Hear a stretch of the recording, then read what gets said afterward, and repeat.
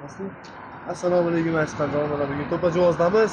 Fahrin akamizni taniganlar bo'lsa, mana magazin ochadigan Fahrin akamizni tavalludanlar bilan Xudoning chiroyli tarzda tabriklab kelyapmiz. Tabriklab chiqamiz.